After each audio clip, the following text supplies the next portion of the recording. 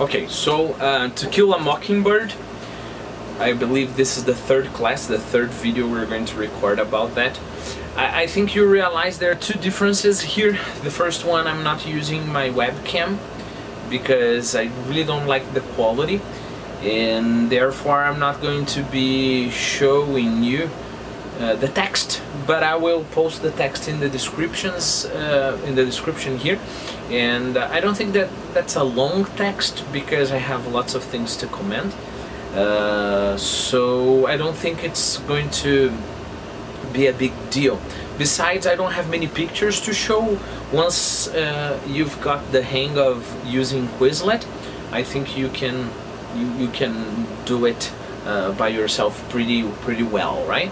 The second thing you realize is this noise. I'm very sorry about that. You know, now I have my good camera and the quality of the audio as the quality of the image is going to be much better, but it's extremely hot, and I don't know if you remember, I hate hot weather. I hate this kind of heat we have here in Curitiba, and I can't give up the air conditioner. I'm very sorry. I tested the video, so I think my voice will be okay there, but I hope you're not disturbed by this background sound, which is the air conditioner. Okay, so I will continue from where we stopped from the last video. Okay, so Simon, having forgotten his teacher's dictum on the possession of human chattels, bought 3 slaves and with their aid established a homestead on the bank of Alabama River some 40 miles above St. Stephen's. Okay, there are many questions here. Remember, it's very common that people say, oh, I can't believe we're going to have to repeat so many times. But I think a nice way to test if we're ready to go ahead is to see if we can answer those questions. First question is, who is Simon? Pause the video and try to answer to yourself. Second question, who is Simon's teacher? You know, because there is Simon's teacher. Third question is, what is Simon's teacher's dictum? Okay. Okay, so let me answer those questions. Look, Simon, of course, we're talking about the guy, you know, who was the grandfather, right, in the family. He started it all, establishing himself in that region, right? Remember that according to the paragraph we saw last video, his teacher is John Wesley.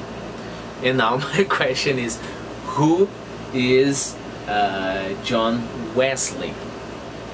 And remember, the answer is John Wesley was, I believe, the founder of the Methodists, right?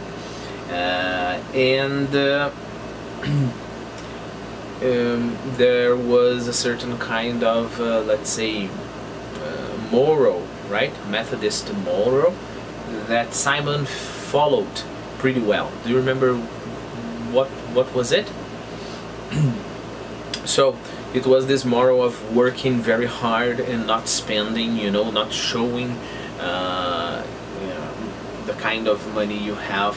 You should not put on, as the words of the text says, put on gold and costly apparels, so that you shouldn't spend, and that fit pretty well with Simon, because, you know, Simon was, you know, a person that didn't like to spend at all. He just liked to save money and get richer. So apparently, remember the text doesn't say anything here, but apparently John Wesley said that something, and this is a dictum, right? it's a piece of, let's say, wisdom. Look, I'm going to, I have the Quizlet open here, so we can get extra examples. Take a look. Dictum, right? A formal, authoritative statement. For example, know thyself, as Socrates said. Okay, so this is a dictum, right? So apparently, we can infer it from the text. John Wesley said something on the possession of human chattels. What is a chattel, right? A chattel is an item of personal movable property. It would be like the counterpart of real estate, remember? So real estate is like a house, a lot, a farm, an apartment, or whatever. So it's not movable, right? Now, a chattel is an item of personal movable property, and it can also mean slave, you know? So my question now for you is, I'm going to read the paragraph, not the paragraph, but this little part, and then you answer this question. So Simon, having forgotten his teacher's dictum on the possession of human chattels, bought 3 slaves with their aid, and with their aid established a homestead on the banks of the Alabama River, some 40 miles above St. Stephen's. So my question is, what did probably John Wesley say about slaves? Pause the video, try to answer to yourself. So if you answered that he said it was not good, you got it right, okay? Why? How can I infer that? Because Simon forgot his teacher's dictum and he bought 3 slaves, okay? A homestead, important here. House, especially a farmhouse with the adjoining buildings and land. This is homestead, okay? Also, land claimed by the settler or squatter, especially under the Homestead Act. Okay, basically, let me tell you about the Homestead Act first. Homestead Act is something that was passed in 1862 that provided free land in the West to anyone willing to settle there and develop it. Encourage westward immigration, because remember, there was a certain moment in the history of the United States where, you know, I think the United States almost doubled its size, you know. Let me just see how much time I have. Okay, you almost double its size, and then of course you would need people to, let's say, colonize that, right?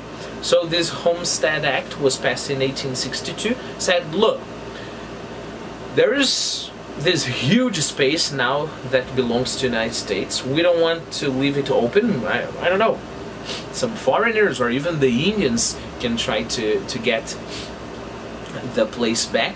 So basically the government said, if you go there and you stay there, then the land is yours, okay? So that's, and then you claim the land, and then you say, look, I've been in this land for such a period of time, and I want to make it official that this land is mine, okay?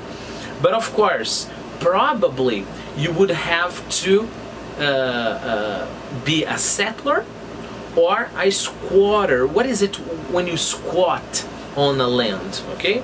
A squat can be like when you kind of sit on your heels, right? But when you squat on a land, it's like the land is there. Maybe the land has an owner, but you go there, start living there, and if you live there for enough time, and you can prove you've been living there for that much time, and nobody took you out of the land, then the land is yours, okay? In my opinion, why was that important for the Homestead Act? Because you can't just say, okay, that land, you know, I don't know, thousands of miles from here is mine, I want my document. No, you have to, you know, be a settler or a squatter, okay?